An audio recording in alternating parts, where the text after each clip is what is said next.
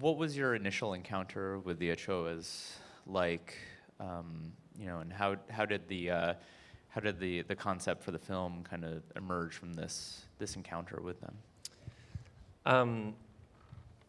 I met the Ochoa family parked in front of my apartment building, and I was in Mexico City shooting a completely different project. I was doing portraits of different vehicles all around the city, so I was curious about ambulances and saw them parked there and went up to them and met Fair, the dad, and asked if I could film in their ambulance, and he said, yeah.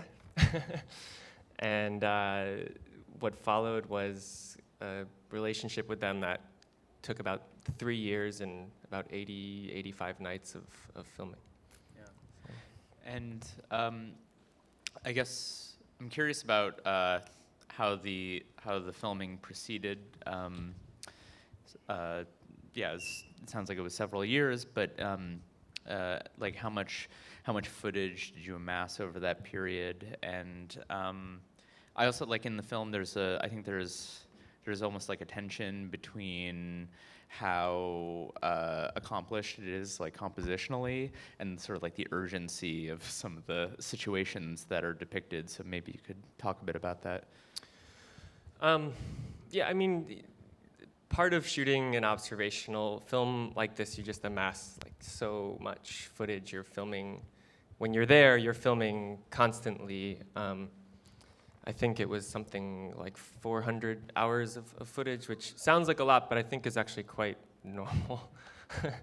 But that was over the course of, like I said, 3 years, and it was kind of 3 main shoots. But a really strange thing happened where we had gotten the film to a place where it could have been done.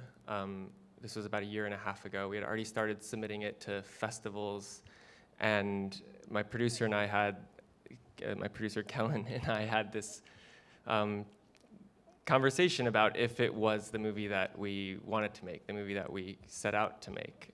Kellen asked me that in a conversation, and we eventually decided that it wasn't, and said we'll go on one more shoot and see what happens. And in that final shoot, there was this 3-day period where about 70% of the movie was shot. So it unfolded in some ways an unpredictable way, but I went back knowing what we needed. I had been thinking about the story for, over 2 years, and I was lucky enough to find the right moments to build that story.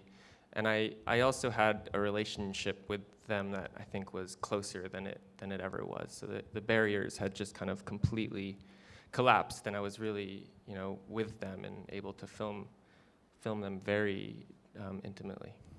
And how then how did this sense that you and your collaborators had of the film that you wanted to make, how did maybe could you elaborate on how that changed across the production of the film? How our understanding of what it was about. The way we were pitching the film on day one is what this film is. But there was this twisty-turvy journey that, we had dozens of other films along the way that just weren't right. They weren't asking the right questions. They weren't making people think about what I felt were the most important parts of, what the Ochoa family does. So it was very much trial and error. And but like I said, the film that I wanted to make, I think I knew what it was like a week in. Like, I saw them working, and I saw what you guys see in this movie, and those were the questions that I wanted to play with and explore. Yeah, and so you not only shot it, of course, you edited it as well. I was wondering, I'd be curious to hear about about the editing process. Yeah. And how you sort of you winnow down 400 some hours Yeah. of footage into this. With a film like this, the editing is really where the shaping of it comes. I think of shooting sometimes as just like this big block of marble, and then you go sit down in the, on your computer, and you chip away at it and you shape it and you try to kind of make sense of it. We started editing really early on, so about a year into the 3-year process, and we started with a Mexican editor, Paloma Lopez Carrillo, who, it's really hard sometimes to edit things that you've shot because at least the experiences that I've had is you come with all of these memories of what those moments were like, and those kind of put a glaze over what you feel when you watch them, and that feeling is often really different from what you all or a normal audience would feel. And what Paloma did, among a bunch of other things, was we worked for about 6 months, and she did what she kind of wanted with the footage, and she showed me how it was working for her and how it was working for people in Mexico and also standard audiences. So it kind of pushed me away from what I had experienced in a really interesting way. We didn't get the film to where we wanted to because we hadn't shot what we needed, and we also were just, not there. So I ended up going back and shooting and re-editing almost everything. I have some more things I'm curious about, but I also want to check in with the audience. Yeah. So if you have a question, please raise your hand and we'll bring you a microphone. Okay, we have right there.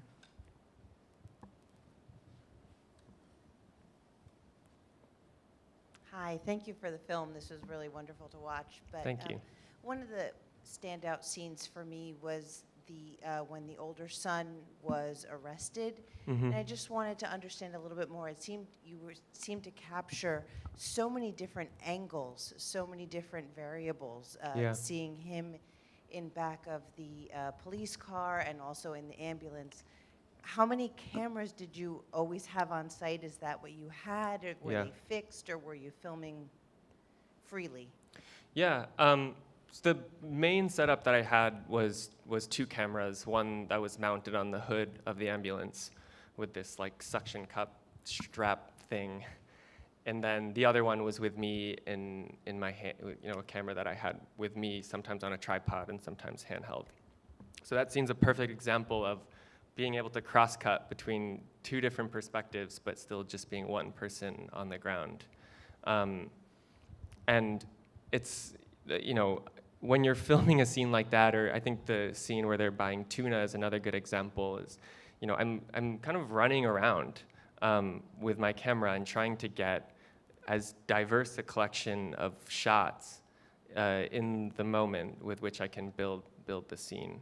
So you're getting, close-ups and then wide shots and focusing on different characters. It's not always the person who's talking who you're filming. Sometimes it's, Josué's face, because that says more than, So it's very, very physical. And, if you were to watch the raw footage, maybe 20% is usable and the rest is me like panting and running around trying to get things that work.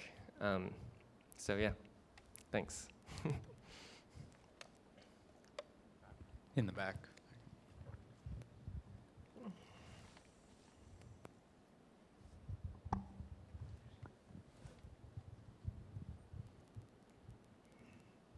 Hi. I just had a question. I was a little confused. Just maybe you could clarify for me. Because at the end, the mother whose daughter died said, well, we were very close to this other hospital, but you took me here. Mm-hmm. And it seemed like in a previous scene, did the hospital give them money to take the patient? So were they really taking, like with her daughter, to a hospital that was farther away? So they do receive commissions from a private hospital. And it, as you see in the film, the kind of ways in which that plays out get complicated.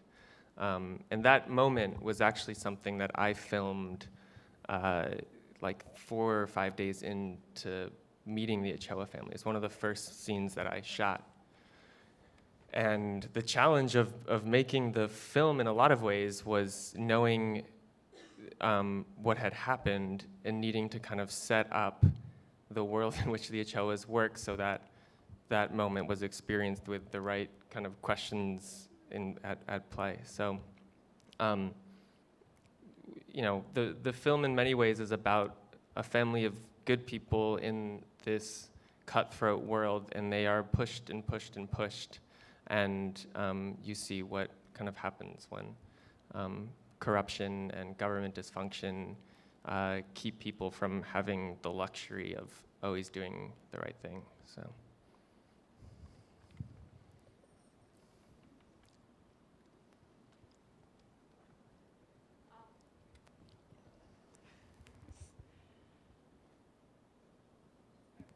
Thank you. That was really interesting. I'm curious Thanks. what it was like to film. So it's one thing if you have the relationship with the family, but what it was like to film people, new strangers in their Yeah. moment of crises, and like, did you ask them, and like, how did that work, and what was that like? Yeah, it's a good question, and it you know, was something that kind of our approach to that evolved over the course of filming. The first 2 or 3 weeks of shooting was just that one camera filming the windshield. I didn't feel comfortable yet going in the back, and I wasn't sure how I would approach exactly what you're asking. And then I started to meet some of these patients every night and started to kind of expand my limits, and actually found a surprising amount of people that were willing to kind of share those moments. The assumption, or the obvious thing that I had assumed, was that people would, absolutely want privacy, and I think maybe half of people wanted that, and another half were okay with it. That being said, there were still, big questions at play, and I think, as you see in the film, none of the faces of the patients are really shown, and nor is really the blood or kind of the gore of what's happening in the accidents. It's often the camera's often, focusing elsewhere.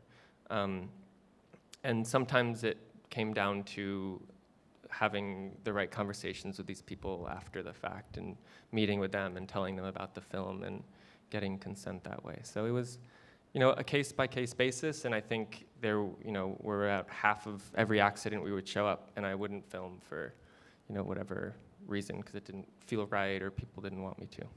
So. Actually, relatedly, I was thinking maybe it'd be interesting if you could talk a bit about some of the conversations that you had with your producers and your subjects about some of the sort of ethical questions that are at stake in making a film like this. Yeah. So, I mean, it's a complicated question. It's something that we were thinking about and talking about every day for 3 years. It's a world in which part of the reality is really dark and really hard to communicate. And it's also very difficult to make an observational film, one that's not using interviews or even, music to shape things, one that's quite open-minded in what it shows you in some ways, knowing that viewers will come in with so many different ideas of what's right and what's wrong, and being able to kind of edit it so that a diverse kind of section of ethical beliefs still work. And there were cuts of the film where we didn't feel comfortable showing everything that had happened. I have a very close relationship with the Ochoa family, and I wanted the empathy that I had for them to be in the film, and I wanted people to be able to watch it and walk away understanding their struggle and connecting with them as I had. And the kind of easy option, the easy solution to that was to just not show some of the darker things that happen. And then we kind of slowly built up the courage to include those, and the film kind of tilted to the other side, and we totally lost connection with them. And the challenge was to kind of combine both versions of that story into one where people are kind of oscillating back and forth between good and bad. So we have time for a couple more questions. We have one in the back here.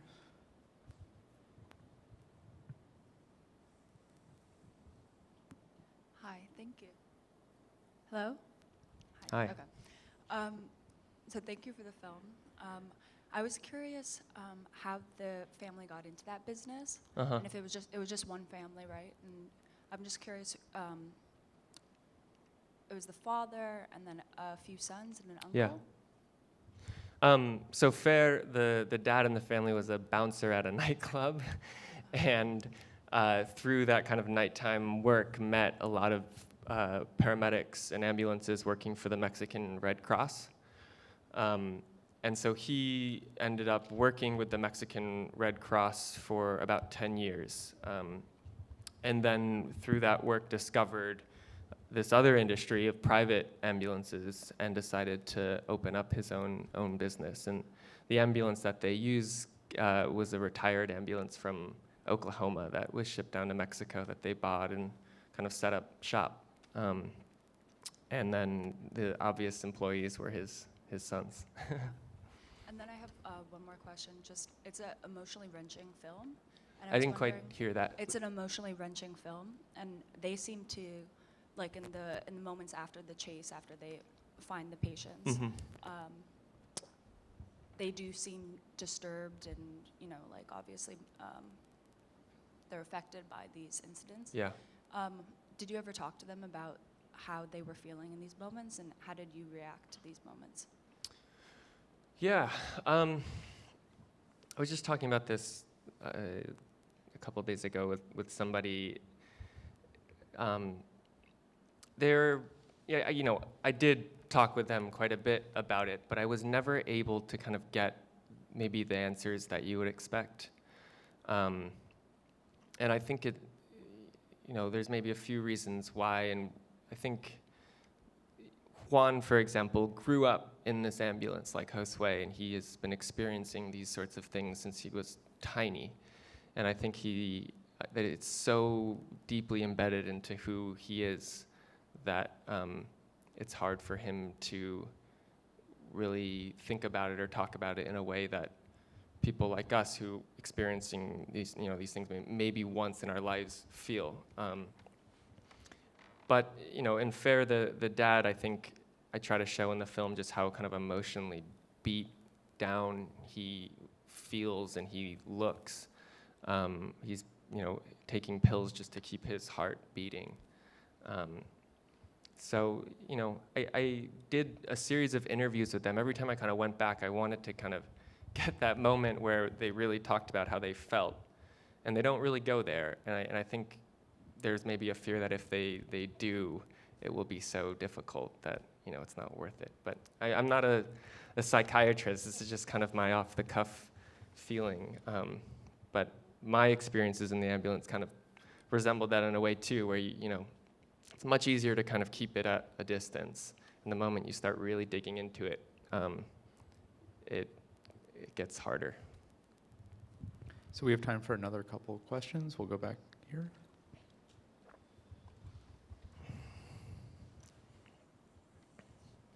Yeah, I just wanted to say thank you. It's such a beautiful film, and I think you really Thanks. struck that balance between, the empathetic view of their world and then also some of the tough questions that they're confronted with. But I Thank just you. wanted, yeah, thanks. I just wanted to ask, is there any way to support the work that they're doing or other private ambulances like them?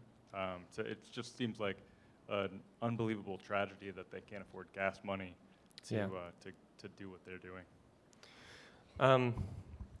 It's a good question. I mean, we had people at Sundance sending them, money after our premiere.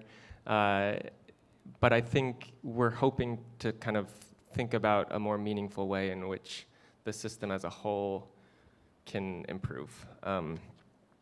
And partnering, hopefully partnering with the right people to really use the film's emotional side to create a bigger conversation. We're screening it for the first time in Mexico City, outside in the center of the city on April 30th, and doing a panel with a bunch of the head health officials. Or hopefully, it's been tough to get them to agree. But in terms of the Ochoa family themselves, I mean, reach out, shoot me an email, and we can talk about all sorts of support. It's very kind of you. Thank you. We can take one more.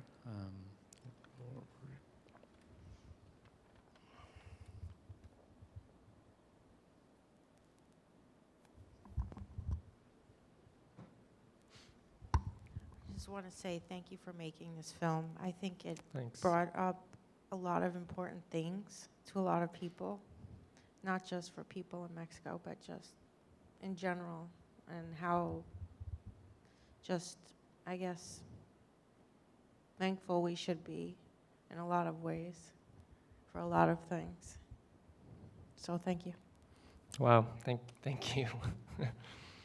But that's kind of part of the story is, this isn't just in Mexico. It's, it's playing with these ideas in a way that's maybe more exaggerated than they are in the US or other countries, but it's, a kind of a portrait of what happens when the government doesn't do their job and people are forced to kind of step in without the resources or without the support. So, yeah, on that note. So actually, before we go, wait. I wanted to ask one more thing before we go. It's really quick though. Yeah. Because you brought up the Ochoas, sort of like their reluctance to kind of like think about, their work in these like, in terms where they would kind of have to grapple with some of the severity of what's going on. But I'm curious about what they thought when they saw the film. If you've shown them the film. Yeah, they loved the movie a lot, which wasn't obvious to me when I was making it. But I think we showed them a cut a couple like a week before we were going to lock picture, just to kind of make sure there weren't any big surprises, and I think they laugh more than anybody. But I think part of what they like about it is that it's moments that they experienced and moments that they lived, and it's not taking professionals from elsewhere that are kind of talking about them. It's kind of a collage of their life, and they find it to be a real one. So yeah, we're gonna screen it in Mexico City, and I fear if somebody has an accident during the screening, because every ambulance in the city is going to be parked there. Cool. And on that note, Yeah. you're free Thank to you go. so Thank you much. for the film. Thank you.